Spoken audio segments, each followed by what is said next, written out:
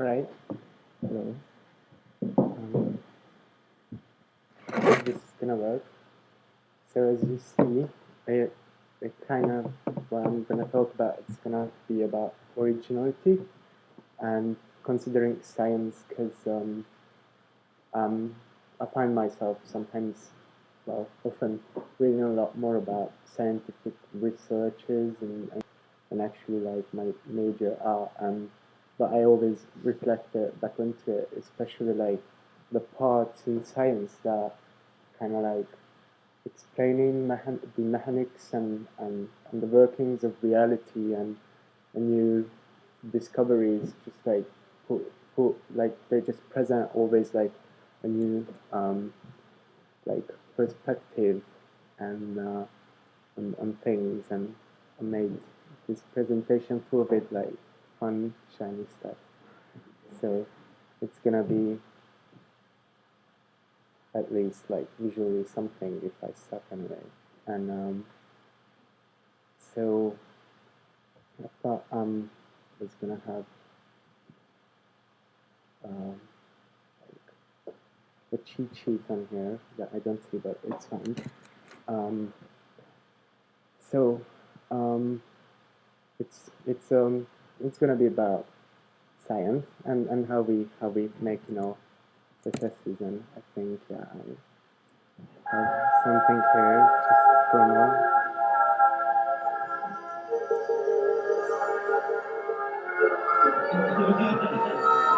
So this is something I made when I was like 12 or something like that. And I'm gonna show like artwork as well, and they kind of are as random as this.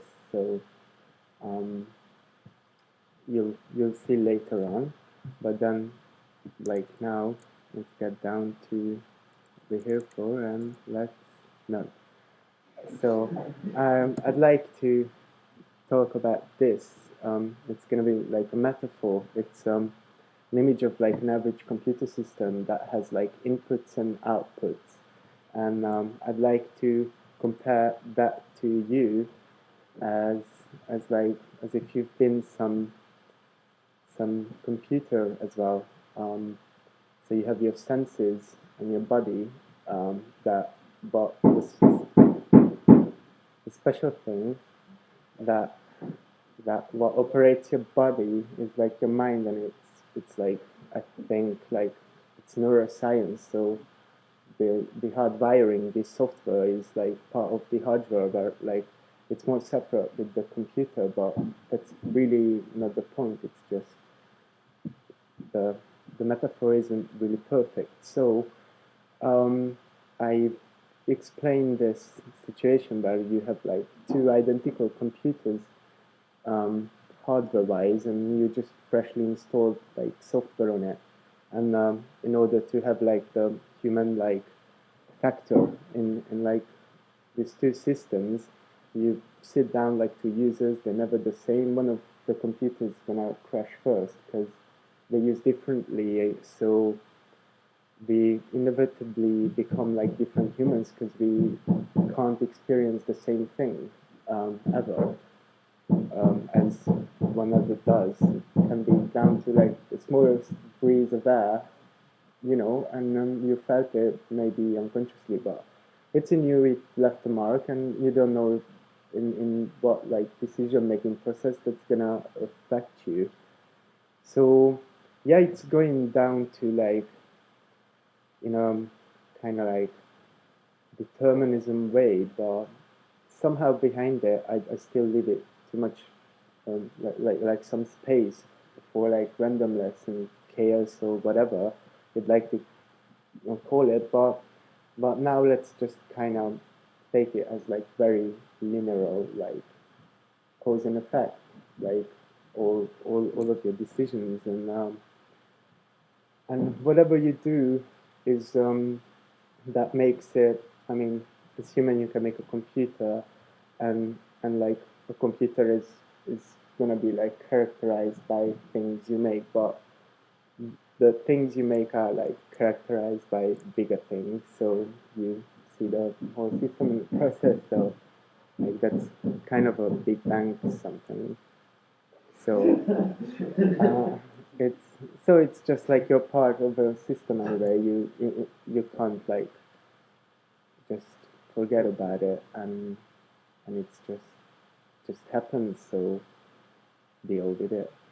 And next thing is like I just picked this Buddha by Namjoon Pai because it's like a good representation in a way as like as we as we get information like out of our reality, we process it and we do give some output to it, and well, it's just symbolically it just sits here, I think, as if like the Buddha would be a person, and observing itself, but still actually like it kind of creates something, but probably familiar with this image, and I think yeah, this quote. So someone smart is backing me up. There is no reality of consciousness independent of the effects of various vehicles of content on subsequent action, and hence, of course, on memory. And yeah, that's from Daniel Bennett, who's a philosopher and has more time to think about it. But yeah, I like his work and his perspective on things, even though I I kind of feel like sometimes when I read him, he's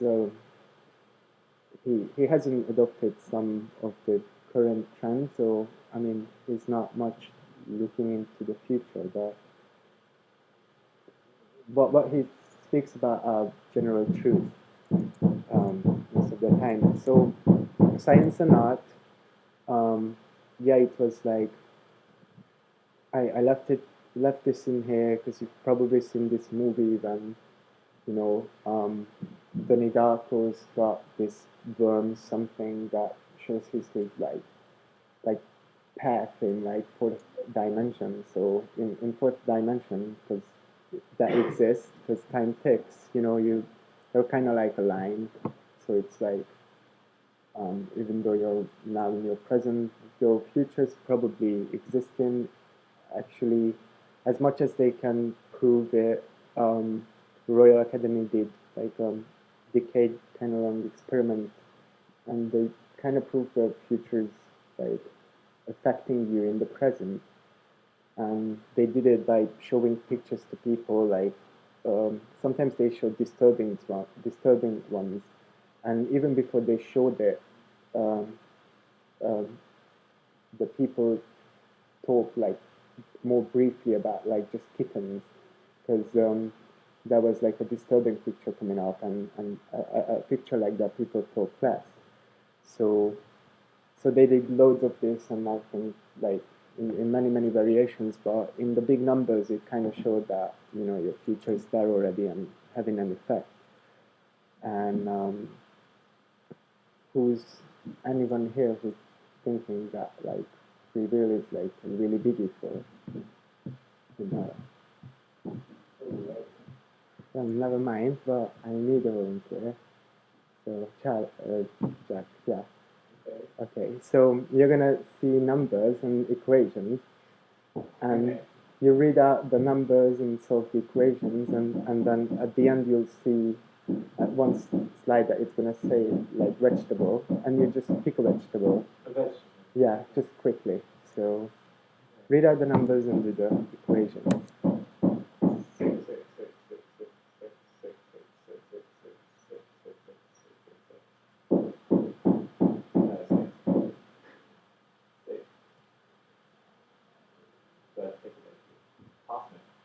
Okay. Well, it didn't work out, but I knew this was going to happen. It always works out. People always say carrot. Anyone thought of carrot in Okay. No, it does. So sorry. It really does work out. I'm not like that. Yeah, well, they say like 80% goes for. 80% goes for carrot, and then most goes for lettuce. I mean, if it's done properly. And I did it with Charlotte. She's not here, but it really does work most of the time. Carrot. Hmm? Yeah. Yeah. Yeah. Well, it's a funny thing.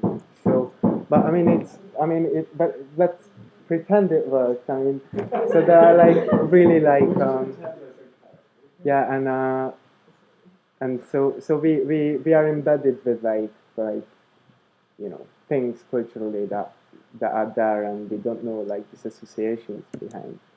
So, and that's me as a child, and I mean these social surroundings that are around us, and we're raised up in are kind of like like we can't really choose them, but but it's good to understand them. And well, I speak about, let's say, three languages, and I know that they open new windows. And looking at this picture, I mean, this is like very early 90s, and Hungary was like a very, very post-communist thing, still kind of now some points, um, but I do remember some social things that since changed, but still like remain from communism, and um, and yeah, they do determine me. I mean, I have this sense of environment, like social, um, like how they change, and like these big differences. While it progressed in Britain, like as it was, it kind of had a bigger change there, and that was more radical, even though it was done before I was born, a few months before. But yeah, and I just couldn't resist and like fool around with this, like make a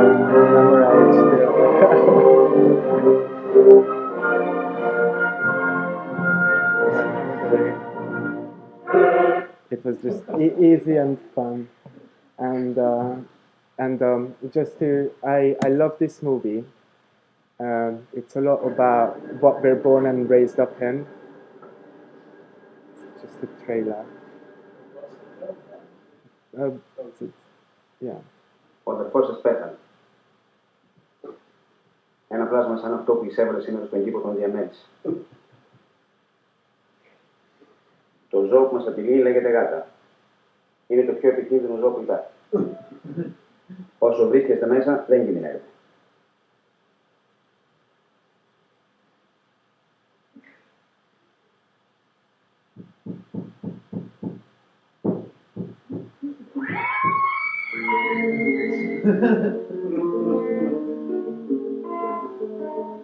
Ένα παιδί είναι έτοιμο να φύγει από το σπίτι του όταν πέσει δεξιός κοινόμετρο. Μόνο τότε ο οργανισμός είναι έτοιμος να αντιμετωπίσει όλους τους κινδύνους που παρουσιάζονται.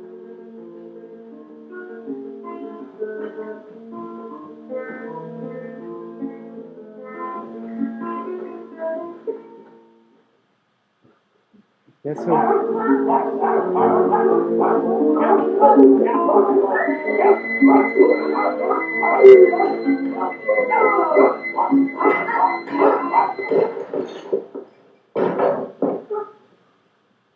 Εύχομαι όταν κάνεις παιδιά να πάρουν τα λάθος ερεθίσματα. yeah, well, I'm sorry. You can watch this movie if you'd like.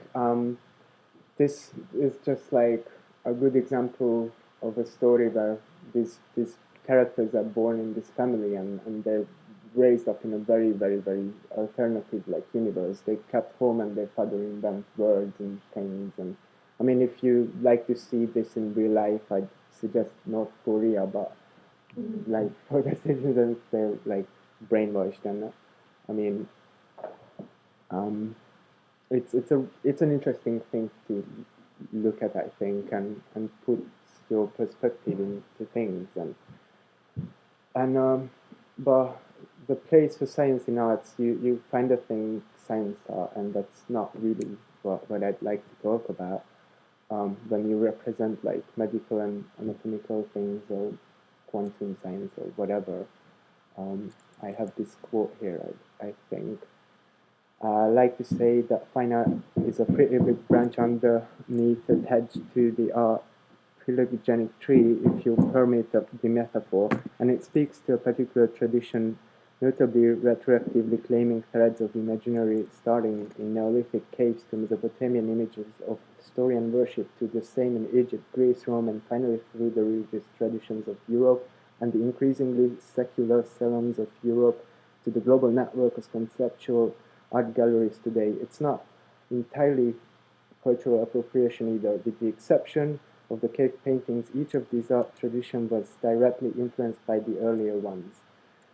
And let's just accept that. And and um, I have this graph here that is just easier to look at. It shows like the variability of like a creation process and the value that it comes. And as you see, like high variability and like a positive value is what we call artistic. And I'm just considering this because I've been on this lecture on art education and uh, and there they talked about how much it is like a department. It is like something that's basically on sale on in our society, that you get the degree and you're certified and you can go ahead and so you're in the system and you're doing something useful. And yeah, this is a bit more of an insight of like the creation process, like what can be considered. I'd rather not talk much about this because I think I'm kind of running out of time, but I could. And so, science to art. Um, I yeah. So why I'm looking at science is because I think it greatly contributes to what we can do in art. I mean, it's giving us new toys. So that's what science does. It gives us tools that enable us thinking on new ideas, and it is like the most recent, like I think with society, internet. I mean, the reproduction, the way you spread it. We're just like consuming. I think like 10,000 factor like more anything, music, audio, video than like any time before. And we're kind of more tolerant. So and for art, like tools like the first images helped us like just memorize things, so we could like consider more things in the future, new ideas that bringing new ideas again. And the reproduction is just like reproduction, so it's like a feedback, I think, like adopting and showing new ways of art is showing new ways of for science to, you invented this is how you could use it. And like it's left and right side of the brain, two fields, two sides of brain, and it's good when they meet and help the other out. So it's just a nice thing. And I'd like to show a few things that are really new and should be like considered in like the future of the image. This is an experiment, and this is a first trial, and I think they got it like pretty right. They made a huge database of brain observations based on images when they know what they're looking at and how the brain reacts. And then they just used that database and just connected the brain, and they made it like think about something. And just based on that pre-constructed like database, they can bring out that blurry image from your brain without anything.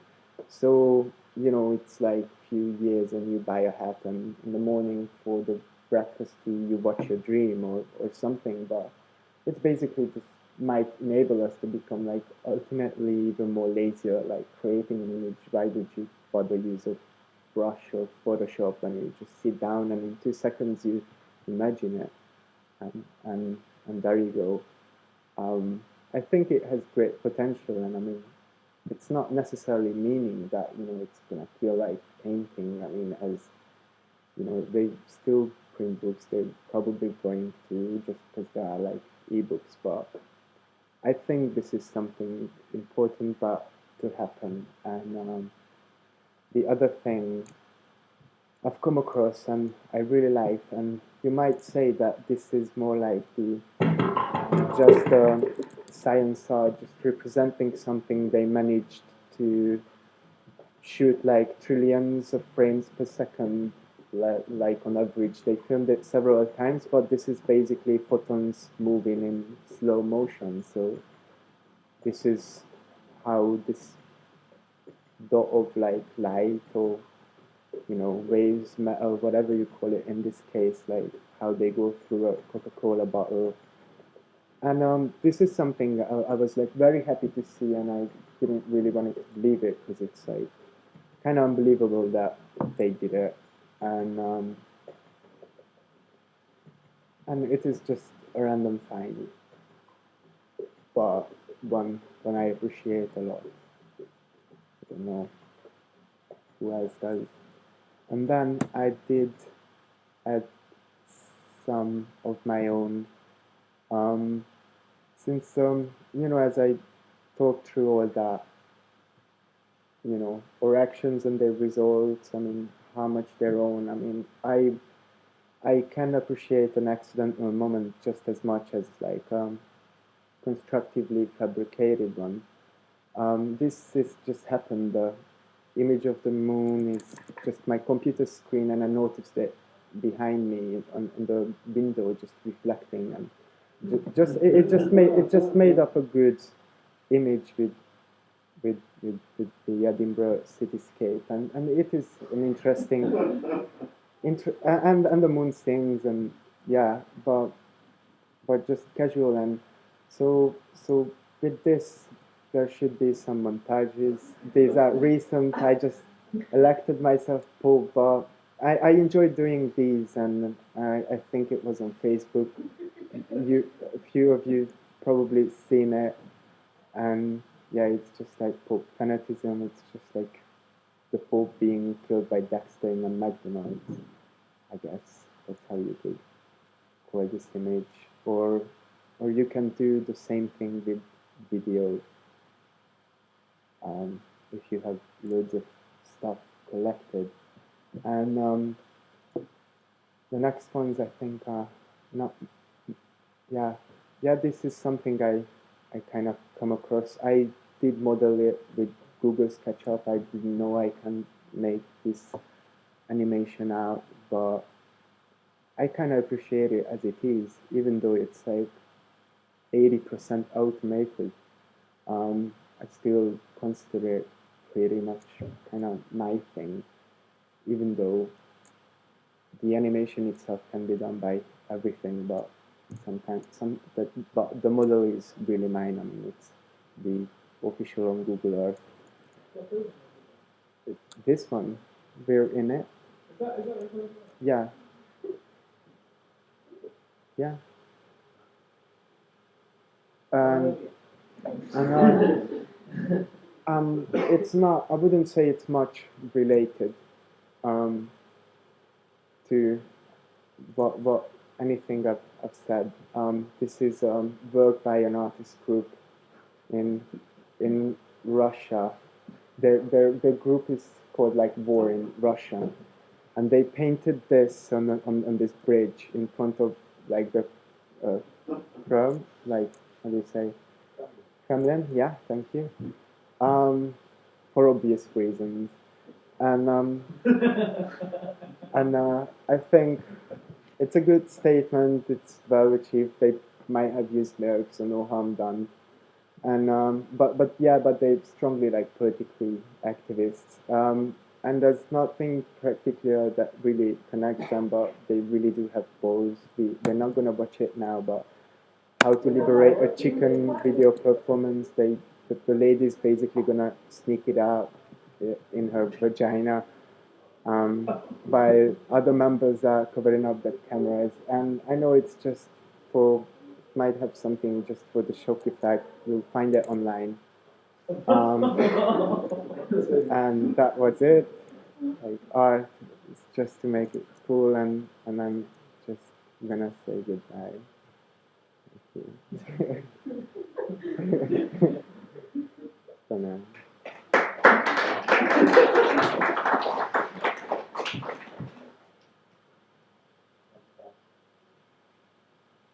Just elaborate on why the penis is such obviously.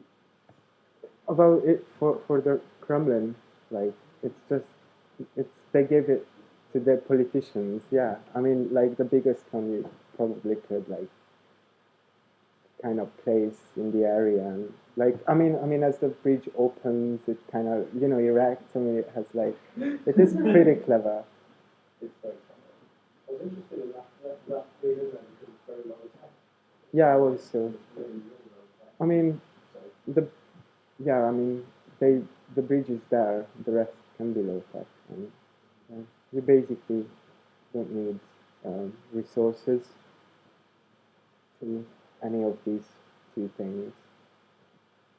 I just wanted to ask because I don't know if I didn't understand exactly, but you know the bit where you were saying that art and science are kind of feedback. Yeah. What does art give science? Okay. Well, art is like I think like the big biggest way to do like creative processes.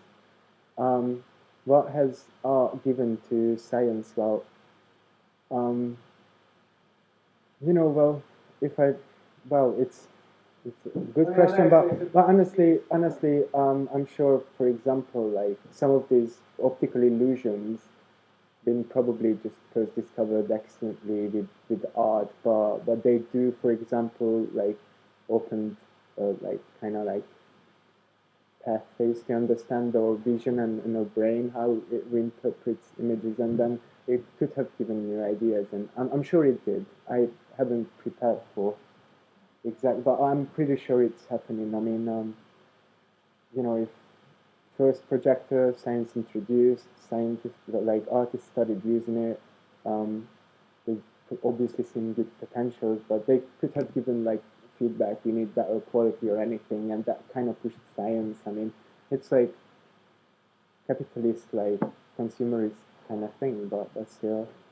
Um, and I'm sure they popularize like science as well.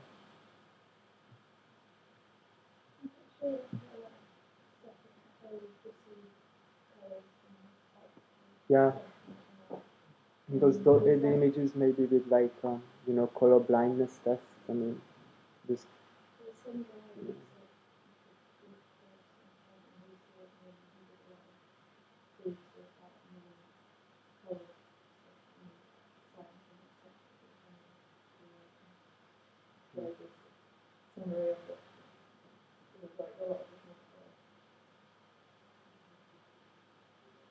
Yeah. Yeah, when you talk about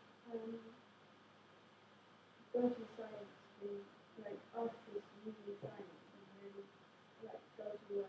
And Yeah. I have a thing like a lot of the science talking about and thinking lots of things that are kind of up with that. Like there's lots of questions I would have about the experiments you're talking about in terms of being scientific. But I have the feeling that you're not necessarily using them for like some kind of scientific proof. It's more about like generally talking about an idea. And sometimes when I see, like art scientists collaborating, sometimes there are projects that artists and scientists work together. And you see them having this kind of conference at the end of the project. And you can always see the artist is really excited about what they're learning with science. And you can see the scientist is just not interested at all in the artist thing, because the artist, it's the way the creative process is so arbitrary that it's intuitive and arbitrary in a way that scientists kind of can't cope with that within their working method.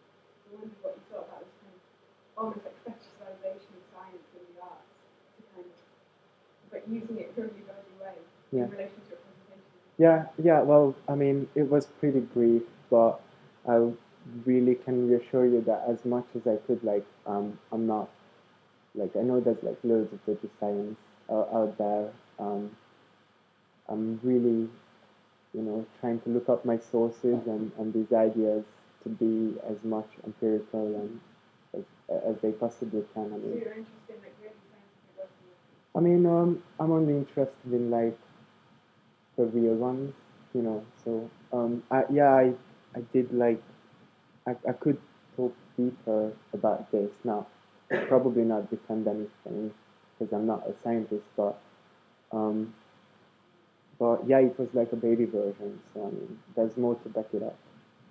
Um, and I kind of just try to point out the conclusions of these things, other than discussing it, because it's not what really this is supposed to be about. The experiment where you must have the Oh yeah, well, that is an experiment that is actually. I mean, it was done, and I mean the what they try to examine. I mean, that's pretty much impossible, but still, this is the closest way you can get to it. And even though they kind of came out with a figure that's been long examined and many variations, I mean, set up like for these, but um, but I mean, it still can't be like 100% proof. Uh, that your future is affecting your present, and they, as I don't know, it might have wasn't clear, but what they did is they showed they just invited people. They showed them images, and sometimes they only showed nice images, and they had to talk about each one. And in sets, when people only been shown nice images, they talked openly about anything. But even if they only showed like one bad image at the very end, people spoke about the images in, like more briefly, because because when you're like disturbed by something, you kind of like try to sum it up quickly and not discuss it, and that kind of had the effect. They observed this effect that you're gonna feel a bit anxious before it happened. So I mean, what is it? I mean, yeah, it's not, but it is like on an academical level. Um, I think, I think, I think whatever they measured, like they measured it, and I mean, when I read this article, it was like strongly like said that it is not set in stone. That this is what this set of data shows. I can't remember. I think it. I wouldn't. I don't want to say anything stupid, but it really does ring a bell that it was like Royal Academy related. Something. Really like control as well. If you let people invest without It's somehow because of number six. It's, That's probably why, because you asked me to think of it last year before I started. yeah, but well, I said like no. You said you'll have to pick a vegetable, didn't you? I said okay. But at that point, I was probably thinking, But I mean, I think maybe like it's not like okay, so maybe in certain groups this has some meaning, but like the way it's talked about is kind of universal truth. But I doubt whether if you did the experiment with Eskimos, whether they would also say carrot or a place like carrot. Oh yeah. I mean. So That's like no, I just so mean in terms of like yeah, I'm not saying that the experiment doesn't work. It's just like often within artistic context, science gets talked about in a way where the science of it is left out, like the parameters which make it possible to design or the controls of it. And I'm kind of really interested in that kind of that use of the language where you can say this conclusion is true, but it can only be true with the acknowledgement of those parameters. So I think that's something really interesting, that kind of use of the language across the two. I think what we just did there, we saw it kind of without those parameters really clearly defined or present. We made it do something much more. I found it much more interesting. Yeah, well, that's something I wasn't really planning on like mentioning actually. But I'm glad. Um, it it really is just like examples of like, you know, of a bigger picture. Just I think like I think of reality, like, to sum it up, it's like big, like, blown out, like, calculations of possibilities, like, for each and one of them, and like you kind of can be free and kind of just like randomly being in one of them. This multiverse, you know, the theories we can all read about, but they're kind of interesting, and I don't find them discomforting or anything, but yeah, I do put like emotions. I mean, sideways. I don't put them sideways, but I try to explain them as well, and everything that might, you know, influence me and how I make decisions. I think the program that one of the theory of what is reality. Yeah, probably. Steve told us about that in Turkey, but I was just thinking about kind of just art and science and relations and theory. If you kind of like an expanded notion of what art is mainly, or like the kind of intuitive at first, rather than the thing that happens with art, that kind of point of departure that happens is often quite an arbitrary or lucky kind of chance-based thing. But that show kind of quite nicely illustrates that does happen quite a lot in science as well, and that a lot of scientific new theories come about through a sort of similar kind of intuition. You stumble upon something, or it's like noticing something. Obviously, the famous one is what Newton's apple thing. That's famous. The guy, there's another guy. That's too big for anything, but there's this kind of theory of what reality is. There's called what are those things that 2D but they suggest a sort of 3D Hologram. yeah I read that. Yeah.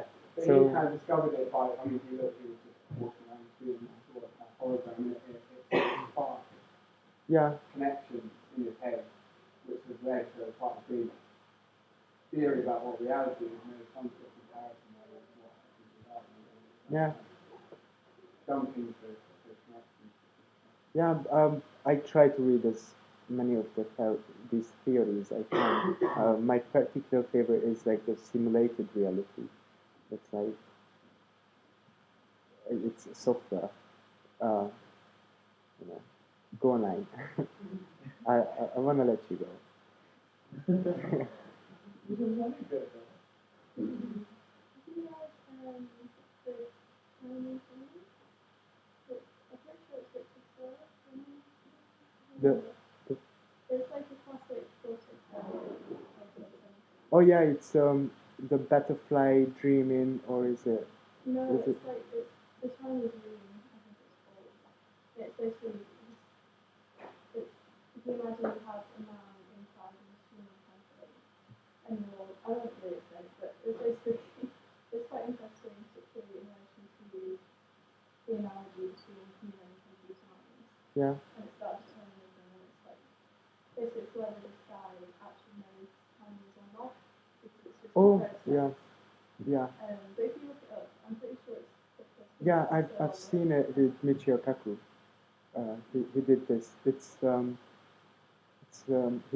He's really looking up like Chinese words by instructions, like specifically because he doesn't speak any, but he comes out with like good results, and he's actually communicating, but he doesn't know what he's talking about. Yeah, yeah, yeah. Yeah, I don't know the original, but I now remember I've seen it with Michio Kaku. I think despite the many kind of parallels that you can think of between art and science, and then kind of blue sky thinking, kind of inspirational moments of creative thinking as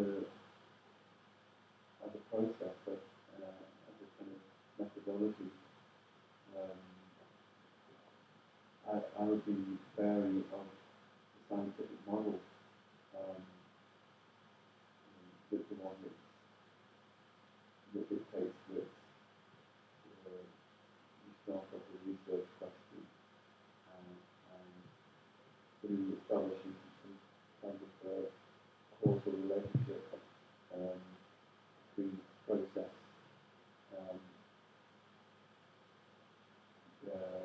you end up with a provable conclusion. It kind of suggests some kind of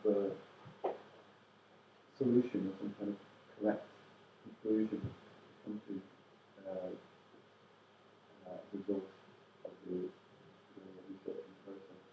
Whereas I think the difference between that and academic art is that you don't necessarily have that question to begin with, and not have to benefit because of results. Yeah. And maybe that's the kind of difference, considering that the spiral between art and science, that's a kind of interesting thought as well. Yeah. Can I just respond to this one? Just because I completely understand that, and I'm not thinking of quantum science all the time. I'm making an image, but I know it's still happening, and that's like the very rawest, like as far as we know today, like mechanism behind me and everything that I'm doing, and I kind of like starting at the root of like, basically it's like a natural occurrence that I'm making art as human of sort.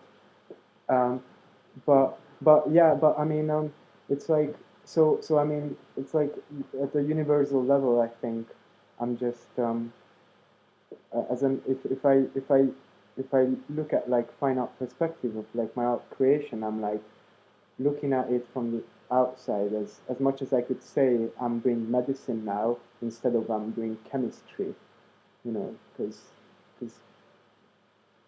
deeper you go in like medicine, it's basically just like chemistry, just like it's built up. So I mean, it's still kind of there. So I mean, it's I think it's just like two perspectives, because even when I'm not like cause and effect, like consciously creating something, I think it's influences that affected me, and that's based on those can I only exist and make something. It's always there. I mean, it's just the inevitability of like this random influences and the processes. But yeah, it's not conscious, but it's just explaining it, and I'm just interested in anything. I mean, if it can put things into new light or not.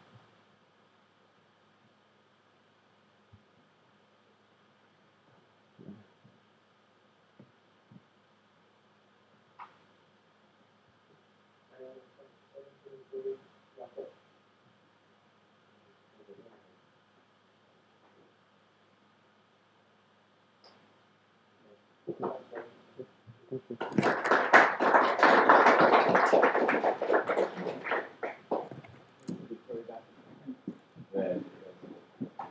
Yeah.